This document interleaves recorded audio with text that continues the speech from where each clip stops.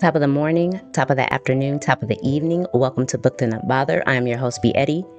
Y'all was attacked last week. My defenses were down. I was vulnerable. I couldn't sleep. It was late at night, so I decided to open up my phone and to scroll, and then Amazon rolled up on me. Amazon rolled up on me. I'm trying to leave Amazon alone. We're in a situationship. It's a toxic situationship. I'm trying to leave it alone. Amazon rolled up on me and decided to have a Prime Day sale, which was great, fine, good for y'all. But you decided to put the matcha Kindle on sale. I'm sitting on two Kindles right now. One that has a scuff on the screen is probably why I don't use it, and the other one, the battery's pretty shitty. So I really, really didn't need it, but I named her Minty. I don't regret it. I'm emotionally attached. It's a beautiful device. It's beautiful, but I wasn't going to allow this transaction to transpire without me putting a couple of my devices that I'm not using on sale on eBay or Facebook, whatever. I gave myself a deadline to have it photographed, posted, ready to go on sale. I sold one item, so I'm trying to sell the other one, but that was the only way that I would allow myself to make this purchase. But that's what happened, and I am in love with this Kindle, y'all. So, are you guys reading anything good? I picked up a book called Talk to Me by Heather Long. It's a part of a 2-book series. I've never read anything of hers.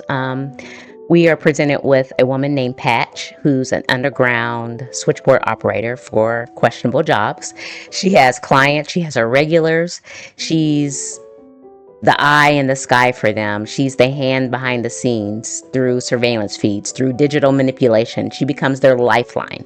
Like, she opens doors for them. She remote starts cars for a quick getaway if they need it.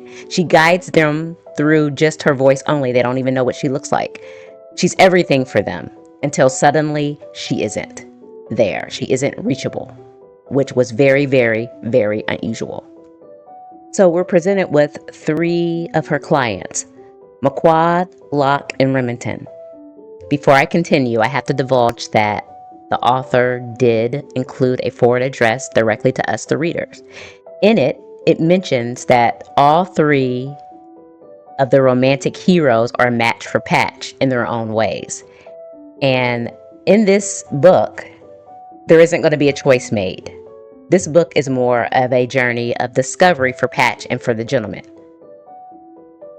So, having said that, so these 3 gentlemen knew something was wrong. They don't even know each other. But on their own, they made the decision to go and try to find her, though she lives underground in an undisclosed location. Just because of their profession, all 3 of them were able to find out where she lived. When they got there, they realized that she was gone. Someone had taken her. There was tension at first because they didn't trust each other. They didn't know each other. They never knew her clients. The tensions continued, but they realized that they had to work together because they were all seeking the same goal, and that was to find Patch and find her alive. I've always been drawn to characters who live on the fringes.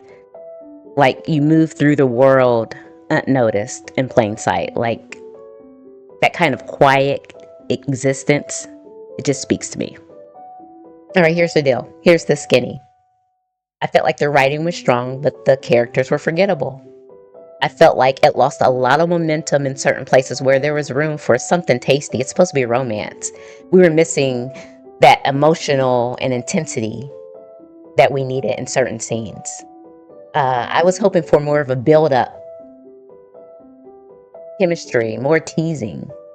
And for all of you romance lovers, just a heads up, there's no sex in this book. There's a few kisses sprinkled here and there. If you're expecting a slow burn, you're going to get a slow burn. I felt like there could have been a spark, but it was never lit. It was never even lit to be sparked. I mean, there were hints of romantic feelings, and yeah, each guy got a kiss, but that was pretty much it. By the end, I was bored. So, y'all, I mean, it started off strong, and I like where it was going, but the momentum just didn't hold, y'all. It just didn't hold. I'm guessing that that part might pick up in book two, but honestly, I'm not gonna find out like anytime soon. It just didn't hook me that way to say, oh my gosh, I gotta get book two. I gotta find out who Patch is gonna pick. Now, if by reading book one, if I were to choose who Patch would pick, I would hope that she would go for Remington. Read the book and find out why. So I'm currently reading Eileen by Otessa Mospec. I really hope that's how you pronounce your last name. If not, my apologies. I initially was going for her book, My Year of Rest and Relaxation. Oh my gosh, it looks so good. I am on the waiting list at the library. I can't wait. So in the meantime, between time, I picked up her book, Eileen. And you know, I am reading Eileen on my new Minty Kindle. I love her so much. Oh my gosh, check this out. I got the Mint Kindle. She's gorgeous. I can read in style. Like, she's gorgeous. Like, I love her. Like, That concludes this week's episode of Booked and Not Bothered. Stay booked and not bothered, and I'll see y'all next time.